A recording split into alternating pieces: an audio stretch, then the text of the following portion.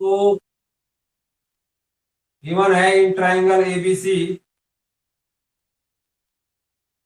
D parallel BC. Parallel का symbol कल बताया था, एरो लगा देंगे कि डी बीसी के पैरेलल है। टू प्रूव करना है AD upon BD equal to AE upon EC। कल भी समझाया था कि बीपीटी की स्टेटमेंट ये कहती है कि अगर कोई लाइन किसी साइड के पैरेलल है ट्राइंगल की, तो फिर वो जो रिमेनिंग टू साइड्स है उनको सेम रेशियो में डिवाइड करेगी। तो रिमेनिंग टू साइड्स आपके पास है AB और AC। इसका मतलब लाइन जो DE है ये AB को AD अपॉन BD में डिवाइड कर रही है और AE अपॉन EC में। तो जो ये रेशियो है दोनों का ये इक्वल है। इसके लिए अब आपको कंस्ट्रक्शन करनी पड़ेगी। आपको एक तो डी से परपेंडिकुलर ड्रॉ करना पड़ेगा। ए पर मान लीजिए आपने ड्रॉ कर दिया DG, एक इससे करना पड़ेगा। अब ये मैं परपेंडिकुलर क्यों ड्रॉ कर रहा हूं? मैं परपेंडिकुलर इसलिए ड्रॉ कर रहा हूं कि अगर आपने याद हो तो ट्राइंगल का जो एरिया का फॉर्मूला है वो है half into base into height. तो ये हाइट ड्रॉ एक तरह से मैंने की है कंस्ट्रक्शन। क्या क्या draw EF parallel EF sorry perpendicular on AB and DG perpendicular on AC। ये दो कंस्ट्रक्शन मैंने कर दी। EF जो लाइन है वो AB पर परपेंडिकुलर ड्रॉ कर दी और DG AC पर परपेंडिकुलर ड्रॉ कर दी। यहाँ आपको ये भी समझ में आ जाना चाहिए कि EF परपेंडिकुलर अगर AB के ऊपर है तो AD पर भी परपेंडिकुलर है। हेलो हेलो, क्लियर है ना बेटा? आवाज आ रही है? नो ठीक। तो EF इसका मतलब AD पर भी परपेंडिकुलर है और BD पर भी और AB पर भी। इसी तरह DG AE पर भी परपेंडिकुलर है, AC पर भी है और EC पर भी। यानी जिस लाइन के ये परपेंडिकुलर है उसके सब पार्ट जो भी हैं, तो AB का जो सब पार्ट है वो है AD और BD, तो इन पे भी परपेंडिकुलर है। अब मैं प्रूफ में सीधा एक फॉर्मूला यूज करूंगा, एरिया ऑफ AD। नाइन्थ में हमने पढ़ा था एरिया ऑफ AD को लिखने का तरीका है AR लिख दें फिर ब्रैकेट के अंदर ट्राइंगल का नाम। Similarly area of triangle BDE यानी B को E से ज्वाइन करेंगे आप और C को D से भी। ये सब कंस्ट्रक्शन में ज्वाइन BE एंड CD। तो एरिया ऑफ AD और एरिया ऑफ BDE अब आप यहां से फाइंड करेंगे। एरिया ऑफ ADE अगर आप निकाल रहे हैं तो हाफ, फॉर्मूला है हाफ इंटू बेस ADE का बेस AD अगर आप लेंगे तो परपेंडिकुलर या हाइट होगी इसकी EF। आपने बेस वही लेना है जिस साइड के ऊपर परपेंडिकुलर आपको दिया हुआ है। तो हमने EF परपेंडिकुलर ड्रॉ कर रखा है AD पर, तो इसलिए AD बेस लिया। इसी तरह ट्राइंगल BDE में बेस BD लेंगे और परपेंडिकुलर EF। ये मैं अभी भी क्लियर कर चुका हूं कि EF AD पर भी परपेंडिकुलर माना जाएगा, BD पर भी। क्यों माना जाएगा? क्योंकि BDE एक ऑब्ट्यूज एंगल ट्राइंगल है और ऑब्ट्यूज एंगल ट्राइंगल का जो परपेंडिकुलर है वो बाहर लाई करता है। ओके ओके बेटा, पहली बात तो बीपीटी की स्टेटमेंट ये कहती है कि if in any triangle one side DE is parallel to one side of the triangle, then it divides the remaining two side AD upon BD और AE अपॉन EC इक्वल होगा। ये prove करना है कब? जब DE BC के parallel given हो। तो कंस्ट्रक्शन करेंगे। एक तो EF ड्रॉ कर दिया परपेंडिकुलर AB पर और BG परपेंडिकुलर कर दिया AC पर और BE और CD को ज्वाइन कर दिया। ये पूरी कंस्ट्रक्शन है, ये याद रखनी पड़ेगी। कंस्ट्रक्शन मैंने क्यों की? मैंने पहले कह दिया क्योंकि मैं फॉर्मूला यूज करूंगा half into base into height. इसलिए जब मैं ए डी ट्राइंगल का एरिया निकालूंगा तो उसका बेस तो हाफ ए डी ले लूंगा, लेकिन उसकी हाइट या परपेंडिकुलर मुझे ड्रॉ करना पड़ा, इसलिए मैंने परपेंडिकुलर ड्रॉ किया। तो half into base A D into height E F.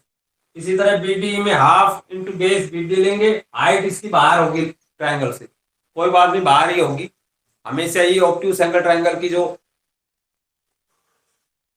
Perpendicular है वो बाहर होगी। हाफ से हाफ या कैंसिल, ई एफ से ई एफ, यानी ये आपके पास आ गया 8 डी अपॉन बी डी। ये पहली इक्वेशन बन गई। अब ये देख भी सकते हो टू प्रूफ में 8 डी अपॉन बी डी आप निकालना चाहते थे, इसलिए मैंने ए डी और बी डी का ट्राइंगल का एरिया निकाला।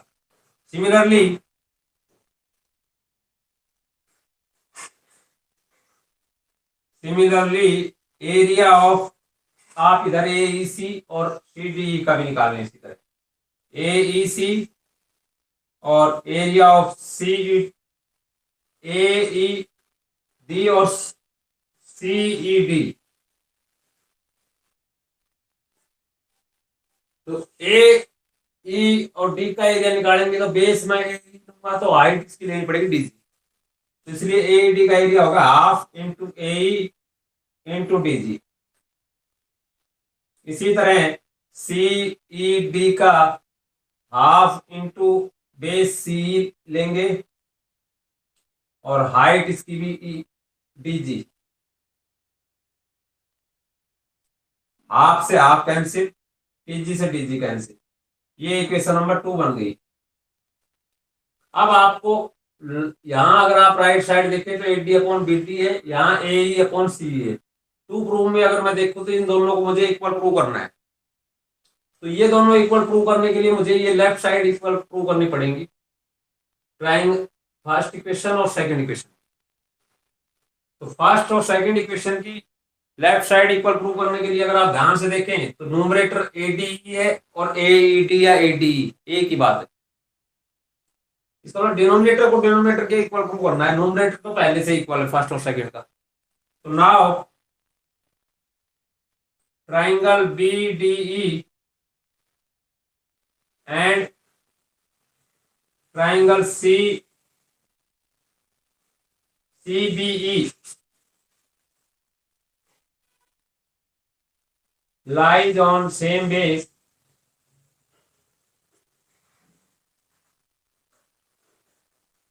ये दो ट्राइंगल, एक तो ये मैं मान लीजिए सेट कर रहा हूं और एक ये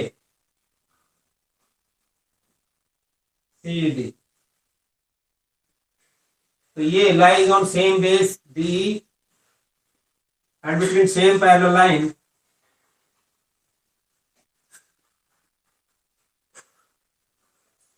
same parallel line D and B C. ये 9th में आपने पढ़ा था कि अगर दो ट्राइंगल सेम बेस और सेम पैरेलल लाइन के बीच में हो तो उनका एरिया इक्वल है।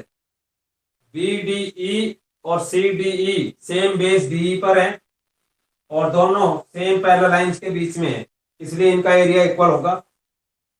तो आपने यहाँ बी डी और सी डी का एरिया इक्वल कर दिया, न्यूमरेटर पहले न्यूमरेटर के इक्वल था, इसका मतलब area of A D upon area of B D is also equal to area of AED upon area of CED।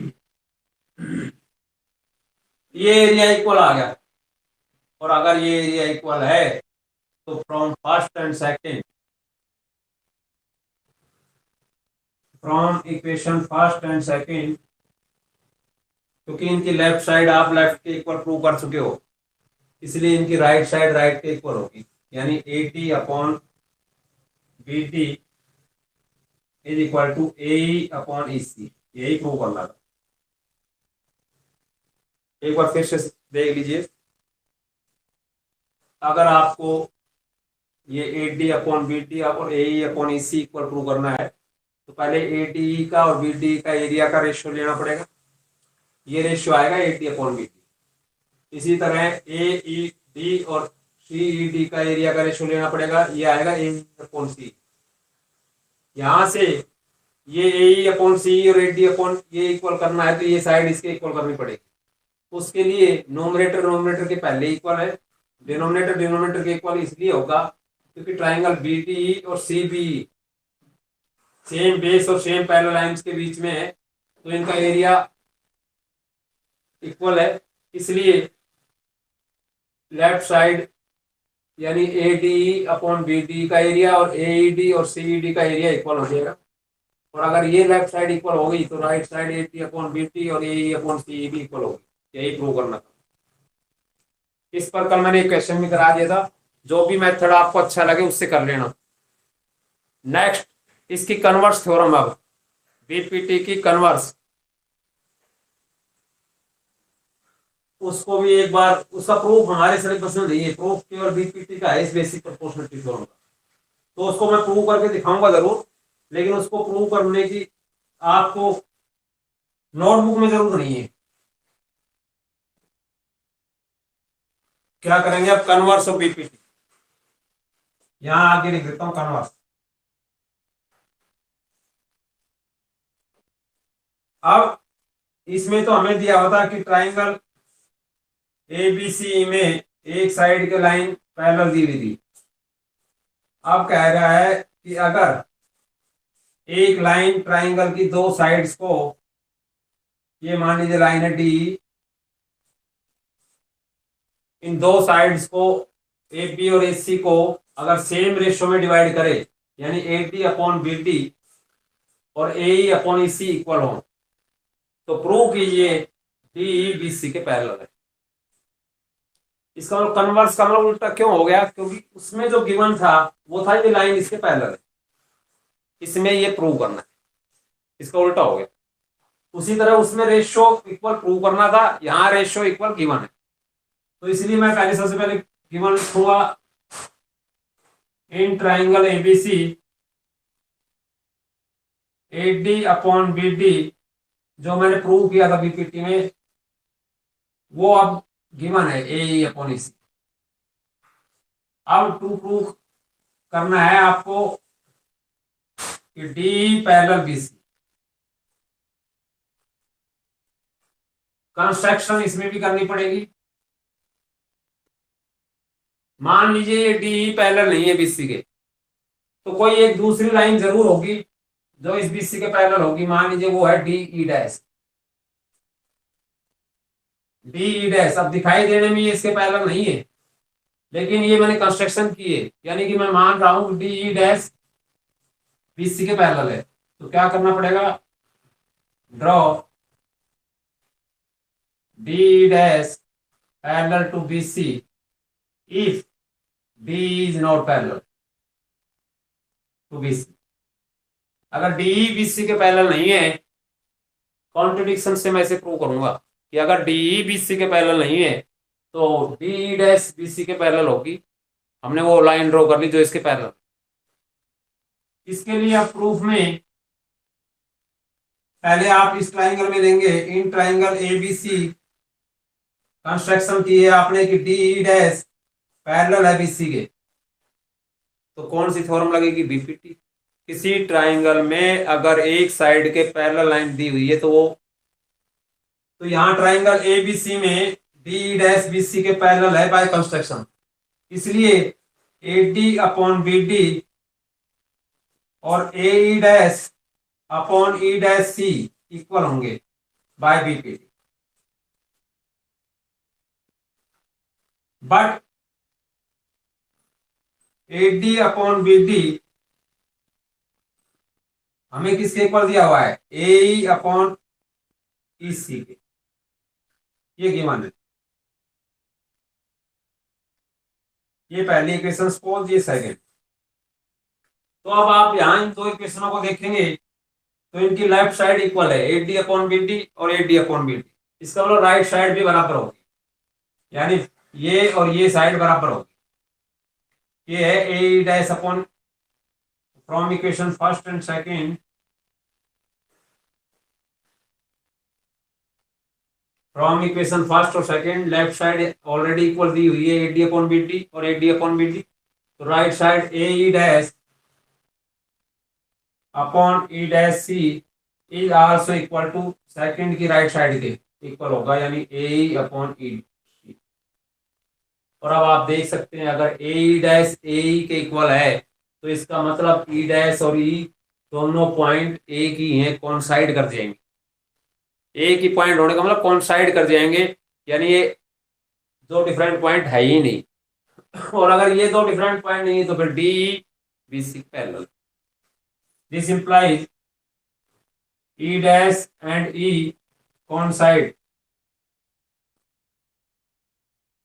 hence अगर ये coincide कर गए दोनों एक ही पॉइंट हुए तो फिर डी बी सी के पैरेलल हो।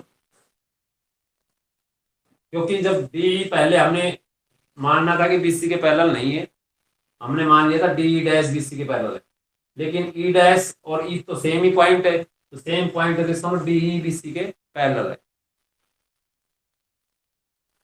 तो यहां से अब आप इसको कन्वर्स ऑफ बीपीटी को प्रूव कर सकते हैं। अब इसको अप्लाई करना है पैसा एक्सरसाइज 6.2 में। अप्लाई करने से पहले दो बात क्लियर पता होनी चाहिए कि इसका यूज तभी होगा जब किसी ट्राइंगल में A D upon B D और ए अपॉन ई सी का रेशियो इक्वल होगा तो ये थ्योरम अप्लाई होगी, अदरवाइज नहीं होगी। अगर सम को देखें तो इसके बेस पर जो सम है, कुछ सम ऐसे हैं जिनमें सिर्फ और सिर्फ बीपीटी यूज होगी, कुछ सम ऐसे हैं जिनके अंदर कन्वर्स ऑफ बीपीटी यूज होगी, और कुछ सम ऐसे हैं जिनमें दोनों यूज होंगी। तो पहले तो बच्चे को यह समझ में आ जाना चाहिए कि बीपीटी केवल तब यूज करनी है जब किसी ट्राइंगल में किसी साइड के लाइन पैरेलल दी हुई हो तो बीपीटी यूज। तो कन्वर्स ऑफ बीपीटी कब यूज करनी है? जब ट्राइंगल कोई लाइन दो साइड्स को सेम रेशियो में डिवाइड करे तो कन्वर्स ऑफ बीपीटी यूज करना। अब जैसे क्वेश्चन नंबर 1 हमने कल ही करा दिया था, फिर एक बार मैं याद करा देता हूं। फर्स्ट का सेकंड पार्ट, कल फर्स्ट पार्ट कराया मैंने। इसमें ये ट्राइंगल दी हुई है ए बी सी और डी इसमें पैरेलल दी हुई है और यहाँ साइड्स दी हुई हैं, ये तो 7.2, ये 1.8, ये 5.4 और आगे कहता है फाइंड 80, यानी ये 80 फाइंड करना है ये क्वेश्चन। तो इसमें डी बी सी के पैरेलल दी हुई है, इसका मतलब बीपीटी लगेगी। तो सीधा लिखना क्या है आपने? पहले लिखना है किस ट्राइंगल में आप बीपीटी लगा रहे हो, यानी इन ट्राइंगल ए बी सी। पहले ट्राइंगल का नाम लिखेंगे, फिर कौन सी लाइन किस साइड के पैरेलल है, तो डी पैरेलल है बीसी के। Therefore AD upon BD is equal to A upon EC by BPT. BPT लगी उससे ये रेशियो इक्वल होगी। अब एडी निकालना है, एज इट इज रहने देंगे। बीडी हमें दिया हुआ है 7.2, फिर ए हमें दिया हुआ है 1.8 और अपॉन ईसी 5.4 दे रखा है। इसे सोल्व करेंगे डेसिमल से, डेसिमल कैंसिल, 18 1 जा 18, 18 3 जा 54। तो यहां से अब आप 80 की वैल्यू निकाल सकते हैं। 7.2 वहां राइट साइड में ले जाएंगे तो यहाँ डिनोमिनेटर में है तो नोमिनेटर में आएगा, डिवाइडेड बाय 3 दैट इज 2.47। इतना सा क्वेश्चन है। क्या करना है आपने? बीपीटी जहां भी लगानी है पहले ट्राइंगल का नाम लिखेंगे, फिर उसमें जो साइड पैरेलल है वो लिखेंगे, फिर सीधा उनका रेशियो इक्वल रख के बाय बीपीटी लिख देंगे, फिर उसकी वैल्यू डाल देंगे। इसी तरह कन्वर्स में, कन्वर्स ऑफ बीपीटी में जैसे क्वेश्चन नंबर 2 है वो कन्वर्स ऑफ बीपीटी का है। इसमें दे रखा है कि E and F R the points on side P Q and P R. मान लीजिए ये पी क्यू आर ट्राइंगल मान लिया, पी क्यू आर, ये ट्राइंगल मैंने पी क्यू आर ले ली। इस पे ई और एफ, ई पॉइंट है पी क्यू पर और आर पॉइंट है पी आर पर। ई एफ पॉइंट है पी आर पर, सॉरी, ई पॉइंट है पी क्यू पर और एफ पॉइंट है पी आर पर।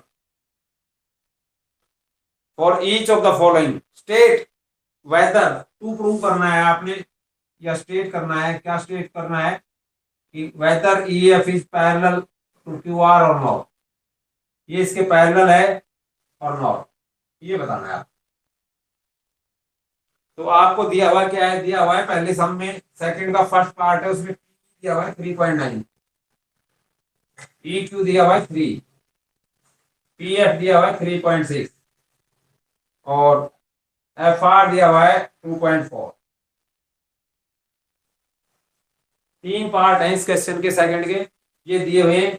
तो आप प्रूफ में या सॉल्यूशन में आप क्या करेंगे, पहले पी अपॉन ई एफ का, पी अपॉन ई क्यू का रेशियो निकालेंगे। पी है 3.9 अपॉन ई क्यू है 3, इनका रेशियो आया 1.3। इसी तरह राइट साइड में निकाल लेंगे P F upon F R, ये है 3.6 अपॉन 2.4, पॉइंट से पॉइंट कैंसिल, 12 से ये 3 पे कैंसिल, ये 2 पर 3/2, और इसको 3/2 को सोल्व करेंगे तो यू विल गेट 1.5। अब आप देख सकते हैं ये रेशियो इक्वल नहीं है, तो P अपॉन ई क्यू और P F upon F R का रेशियो इक्वल नहीं है, तो ये लाइन पैरेलल नहीं होंगी। कन्वर्स ऑफ बीपीटी ये कहती है कि अगर ये रेशियो इक्वल है तो ये लाइंस पैरेलल होंगी, अगर नहीं है तो पैरेलल नहीं होगी। तो now this implies P upon E Q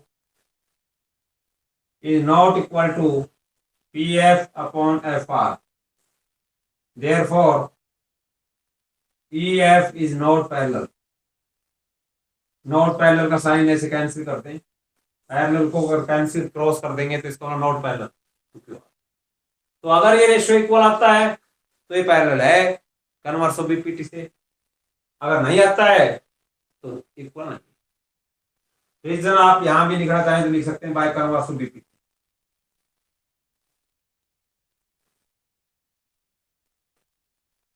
हाँ, अगले क्वेश्चन में देखेंगे तो इक्वल है। जैसे कई एक थर्ड सेकंड का थर्ड पार्ट है ना, उसमें पी क्यू दे रखा है। अब मान लीजिए दे रखा है पूरा पी क्यू 1.28 और पी आर 2.56 और पी दे रखा है, पी दे रखा है 0.18 और पी क्यू दे रखा है 1.28। इसका मतलब इस पी क्यू में से पी घटा लेंगे, ये निकाल लेंगे पहले, तभी तो आप पी अपॉन ई क्यू का रेशियो निकालेंगे। पूरा पी क्यू कितना दे रखा है हमें 1.28, 1.28 और पी दे रखा है 0.18, तो 1.28 में से 0.28 माइनस करेंगे तो ये आएगा 1.10 ई क्यू। यानी बस एक काम और एक्स्ट्रा क्या करना है, इस पूरे में से ये घटा देंगे, ये रेशियो ये आ जाएगा आपके पास ई क्यू। ऐसे ही पी एफ इसमें दे रखा है, पी आर दे रखा है 2.56 और पी एफ दे रखा है 0.36,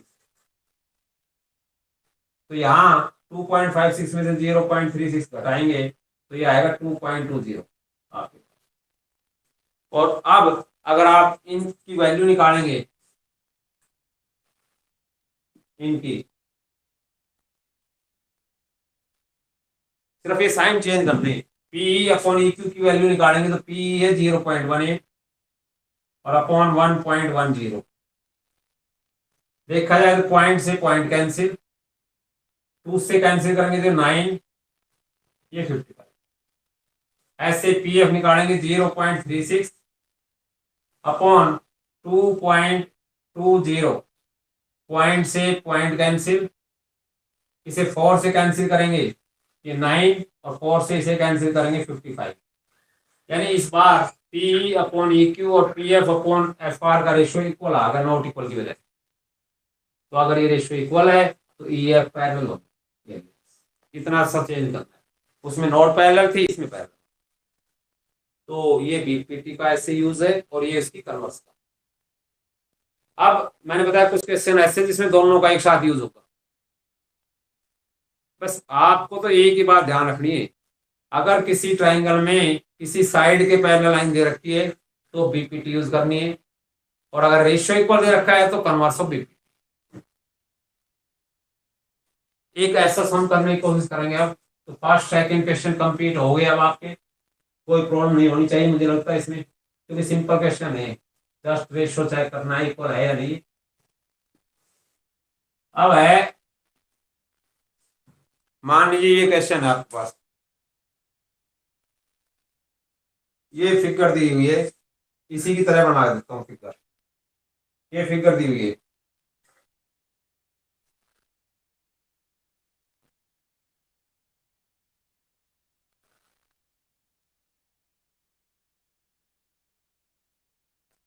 ए, यहाँ बी, यहाँ सी और यहाँ डी, और इस बी सी के पैरेलल दे रखा है यहाँ पे एम एल, ये एम एल किसके पैरेलल दे रखा है, बी सी के, यानी एम एल इसके पैरेलल। इसी तरह इधर एल एन, ये एन है मान लीजिए, तो ये इसके पैरेलल दे रखा है C T.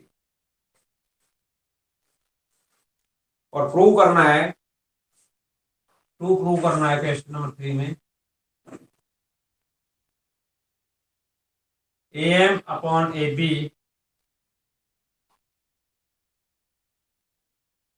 Is equal to A N upon A D.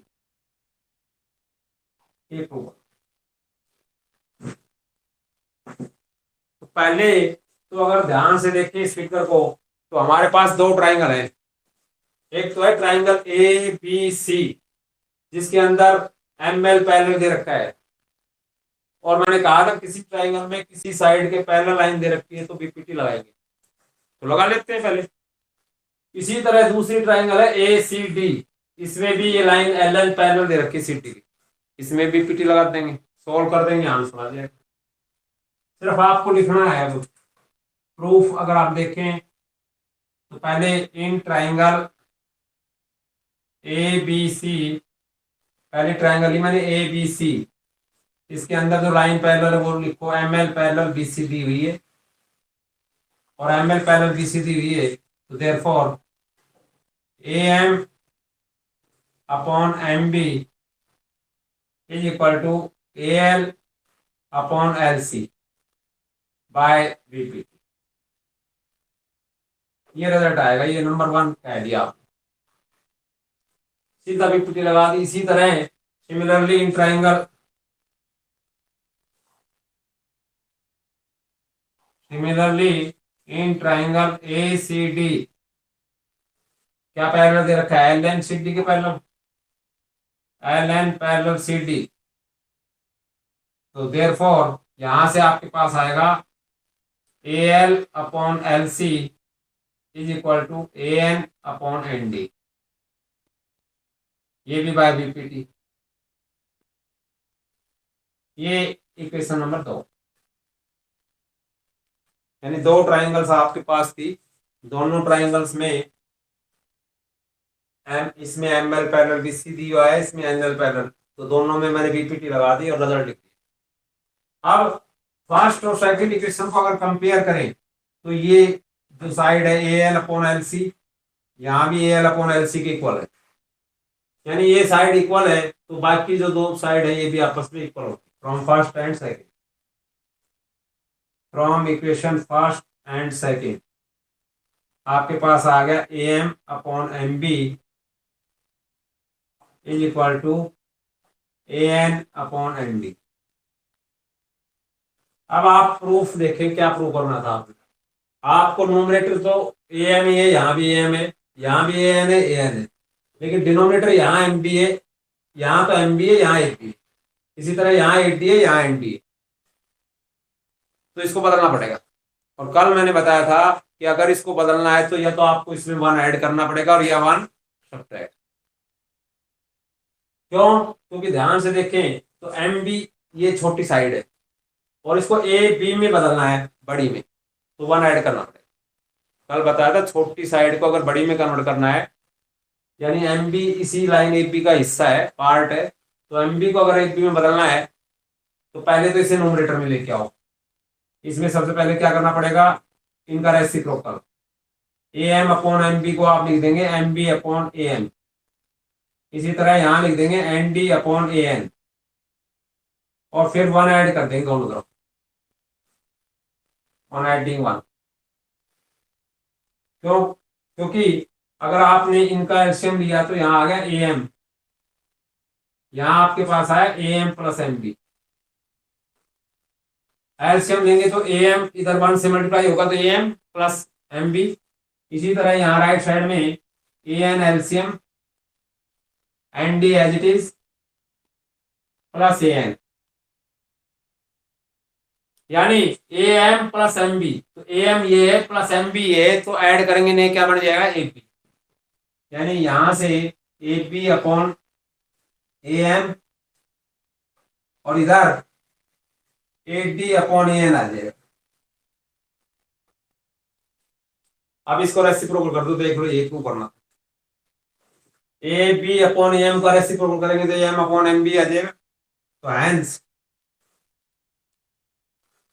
A M upon M B, यहाँ सॉरी ए पी, ये अगर मैं यहाँ लिखूं रेसिप्रोकल करके तो A B upon A M है, क्या बन जाएगा A M upon A B, और यहाँ A N upon A D, ये प्रूव कर। तो कई क्वेश्चन तो ऐसे होंगे जहां पे इन दो को सिर्फ बीपीटी लगाएंगे और इन दोनों से इक्वेशन से यही आंसर आ जाएगा, लेकिन कई क्वेश्चन ऐसे होंगे जिनमें या तो वन ऐड करना पड़ेगा या वन सब्ट्रैक्ट करना पड़ेगा। वन ऐड कब करना है? वन ऐड करना है जब छोटी साइड, जैसे यहाँ पे एपी है, एपी का एक हिस्सा है एमबी, एमबी को अगर एपी में कन्वर्ट करना है तो वो न्यूमरेटर में होना चाहिए पहली बात जिसको कन्वर्ट करना है, और उसमें वन ऐड करना पड़ेगा। वन ऐड करेंगे तो एलसीएम लेना पड़ेगा, एलसीएम लेके आप सॉल्व। ये क्वेश्चन नंबर 3 था। फोर्थ बिल्कुल एज इट इज है, उसमें सीधा आंसर आएगा। अब मैं वो क्वेश्चन कराऊंगा जिसमें दोनों थ्योरम अप्लाई होगी, बीपीटीबी और इसका कन्वर्जन, यानी क्वेश्चन नंबर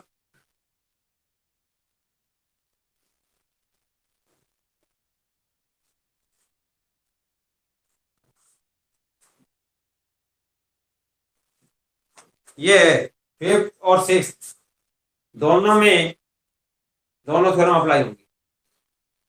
तो एक करा देता हूं इसमें से, मान लीजिए मैं ये करा रहा हूं क्वेश्चन नंबर 6। आपके पास एक ट्राइंगल है, इसका नाम है P Q R, P Q R, और यहां एक पॉइंट है ओ जिसको क्यू से भी ज्वाइन करना है, आर से भी करना है और पी से भी, ये पॉइंट ओ है। अब आप देखिए अगर बीच में कोई पॉइंट ओ है, इसको आप पी क्यू आर से जोड़ते हैं तो तीन ट्रायंगल बन जाएंगे आपके पास, एक तो ओ पी क्यू, एक ओ क्यू आर, और तीसरी है ओ पी आर। अब आगे फर्दर इसमें दिया हुआ है कि A B parallel P Q, A B क्या है, पी क्यू ये लाइन है, इसके पैरेलल दे रखी है ए बी, ये ले ए बी है, इसका नाम है A B, A B, A B जो है ये किसके पैरेलल दे रखी है, पी क्यू के। इसका मतलब इस ट्राइंगल ओ पी क्यू में A B line P Q के पैरेलल है तो बीपीटी लगाते हैं। आगे फिर देखें, दोबारा देखें ना, एक कुछ बच्चे लगातार कंसिस्टेंटली नहीं देख रहे हैं, कोई 35 हो रहा, कभी 36, कभी 40, ऐसे तो बेटा समझ में नहीं आएगा। तो ए बी पैरेलल है इसमें, इसी तरह ए सी पैरेलल पी आर, यहाँ ए से ड्रॉ करेंगे ए सी पैरेलल पी आर, यानी ये इसके पैरेलल, यहाँ मैं डबल एरो लगा देता हूँ, कंफ्यूजन ना होता कि यहाँ वन एरो लगाया है यानी ये इसके पैरेलल है, ये डबल एरो यानी ये इसके पैरेलल है, ये ए सी, और बी सी तीन एरो लगा देता हूँ, पैरेलल है क्यू आर। तो इसमें आगे टू प्रूव करना है या B C parallel Q R, ये प्रूव करना। तो आपको अगर ध्यान से देखें तो मैंने बताया 3 ट्राइंगल ऐसी हैं ओ पी क्यू, जिसमें ए बी पैरेलल है पी क्यू की, तो इसमें पहले बीपीटी लगा लेते हैं, सॉल्यूशन करेंगे अपने आप आता है ये प्रूफ। पहले लिखेंगे in triangle O P Q A B parallel P Q. सबसे पहले ट्राइंगल कौन सी ली मैंने, ओ पी क्यू ट्राइंगल में A B parallel P Q. और अगर ओ पी क्यू में ए बी पैरेलल है तो ओ ए अपॉन ए पी, क्योंकि ये लाइन इसके पैरेलल है तो ये लाइन बाकी दो साइड ओ पी और ओ क्यू को सेम रेशियो में डिवाइड करेगी, ये कहती है बीपीटी। यानी O A upon A P और इधर O B upon B Q by BPT, ये नंबर 1। अब इसी तरह ट्राइंगल ओ पी आर में लगा लेंगे। Also in triangle O P R AC parallel दिया हुआ है इसमें पी आर, और इसमें एसी पैरेलल दिया हुआ है ये इसके, तो इसमें भी जो ये एसी लाइन है ये इस ओ पी और ओ आर को सेम रेशियो में डिवाइड करेगी, यानी O A upon A P इधर O C upon C R के इक्वल। लिख देते हैं ये O A upon A P is equal to O C upon C R. ये लाइन बीसी जो 3 एरो वाली लगाई मैंने, ये प्रूव करनी है हमें पहले, अभी दी हुई नहीं है, दी हुई हमें केवल 2 ही लाइन है पहले, ये इसके पहले दी हुई है। सम अगर आप पढ़ेंगे तो उसमें साफ लिखा हुआ है कि A B C R the points on O P O Q and O R respectively such that A B parallel P Q and A C parallel P R, then prove that B C parallel Q R. तो बाकी prove करें B C parallel Q R, यानी ये इसके parallel है नहीं अभी, अभी मुझे पैरेलल प्रूव करनी है, यही मुझे प्रूव करना है। तो पहले फर्स्ट और सेकंड ये मान लीजिए इक्वेशन नंबर सेकंड है, यहां से फ्रॉम फर्स्ट और सेकंड देखें तो लेफ्ट साइड फिर से इक्वल है दोनों की, ओ ए अपॉन ए पी, यहाँ भी ओ ए अपॉन ए सी, तो इनकी राइट साइड भी इक्वल होगी, यानी O B upon B Q is equal to O C upon C R, ये आ गया। अब आप ध्यान से देखें कि ये तो रेशियो इक्वल आ गया, अब ये रेशियो इक्वल आ गया तो इसको कन्वर्स ऑफ बीपीटी लगानी है।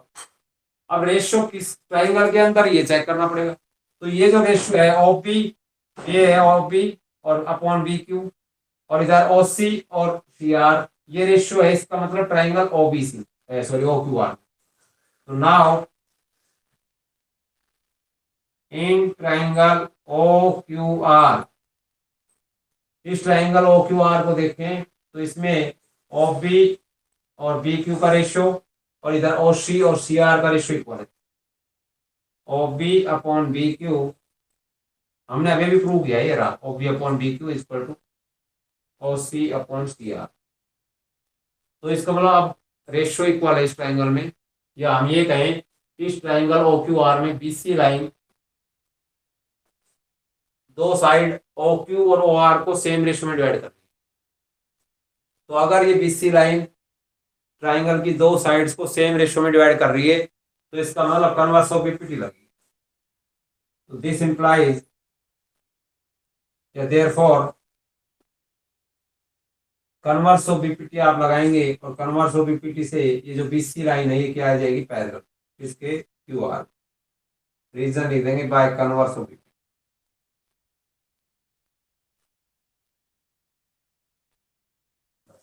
यही प्रूव करना। तो इस सम में 2 बार तो बीपीटी लगी क्योंकि 2 ट्राइंगल ऐसी थी ओ पी क्यू जिसमें लाइन पैरेलल दे रखी थी ए बी पी क्यू की, और ओ पी आर इसमें इसी पैरेलल दे रखी थी पी आर की, तो इन दोनों में तो बीपीटी लग गई। इन दोनों बीपीटी इक्वेशंस को अगर हम एनालाइज कर रहे हैं तो लेफ्ट साइड इनकी इक्वल है तो राइट साइड भी इक्वल होगी यहाँ से। अब राइट साइड इक्वल आने का मतलब है ये रेशियो इक्वल आ गया, और ये रेशियो इक्वल किस में है, ट्राइंगल ओ क्यू आर में ओ क्यू आर में O B upon B Q और O C upon C R equal है। इसका मतलब जो बी सी लाइन है ये थर्ड साइड के पैरेलल होगी, यही कहती है कन्वर्स ऑफ पीपी। तो ये दोनों सम्स का मिक्स जो है ना क्वेश्चन है, फिफ्थ भी इसी टाइप का है। अब आप इसमें मोस्ट प्रोबेबली कर पाएंगे। एक दो क्वेश्चन मैं और रिवाइज करा रहा हूं ताकि इस एक्सरसाइज को आज आप कंप्लीट कर सकें। एक छोटा सा क्वेश्चन है जिसको आप देख सकते हैं। मिड पॉइंट और कन्वर्स ऑफ मिड पॉइंट पिछली बार 9th क्लास में आपने पढ़ी थी। इस बीपीटी का यूज करके मिड पॉइंट थ्योरम को कैसे प्रूव किया जाए या कन्वर्स ऑफ मिड पॉइंट को कैसे प्रूव किया जाए, ये है अगले क्वेश्चन 7th और 8th। तो वो सिंपल है। 7th क्वेश्चन को अगर पढ़ें तो prove that A line drawn through the mid point of one side, ये दिया हुआ है कि ये मान लीजिए ट्राइंगल है एबीसी, इसकी एक साइड से जो लाइन है, prove that A line drawn through the mid point of one side, एक साइड कोई भी ले लेते हैं, मान लीजिए मैंने एक भी साइड ले ली, इसका मिड पॉइंट यानी ये इसके डैश लगा दिया यानी इक्वल, डी मिड पॉइंट है, इसको डैश लगा दिया, इसका मतलब डी मिड पॉइंट है बी का। तो जो लाइन ड्रॉ करनी है मुझे इस मिड पॉइंट से, मान लीजिए उस लाइन का नाम है डी। तो ये कह रहा है ये लाइन डी बीसी के यानी दूसरी साइड के पैरेलल है। प्रूव करें ये तीसरी साइड को बाइसेक्ट करेगी यानी ई ए सी को बाइसेक्ट करेगा। पॉइंट ई ए सी को बाइसेक्ट करेगा या मैं कहूं डी लाइन ए सी को बाइसेक्ट करेगी, एक ही बात, ये प्रूव करना है। तो इसमें भी सिंपल है। आपने देखिए इन ट्राइंगल एबीसी में डी बीसी के पैरेलल दिया हुआ है तो बीपीटी लगेगी और क्या आ जाएगा, A D upon B D is equal to A upon E C by BPT. ये आ गया वही, क्योंकि लाइन पैरेलल है तो बीपीटी लगी। But A D upon B D 1 के इक्वल दे रखा है, क्यों, because D is mid point. भाई अगर डी मिड पॉइंट है तो इसका मतलब ये पार्ट और ये पार्ट इक्वल है, और जब इक्वल टर्म को इक्वल से डिवाइड करेंगे तो रिजल्टेंट क्या आता है, 1। क्या आता है, यानी 5 को 5 से डिवाइड करें या 7 को 7 से डिवाइड करें तो 1 ही आएगा ना। तो इसका मतलब यहां से ए अपॉन ई सी 1 के इक्वल, या मैं ये कहूं ए is equal to E C, यही प्रूव करना था। ए इज इक्वल टू ई सी यानी ये इसके इक्वल है या डी इसको बाइसेक्ट करती है, यही प्रूव करना। तो ये सभी क्वेश्चंस आप कर पाएंगे कल, और जो रिमेनिंग एक दो क्वेश्चन है वो भी हम डिस्कस करेंगे, क्योंकि इन चैप्टरों की हर एक्सरसाइज के हर क्वेश्चन को लगभग डिस्कस करना जरूरी है। आज के लिए इतना ही काफी है। Thank you very much. कल हम इसके रिमेनिंग सम सॉल्व करते हैं।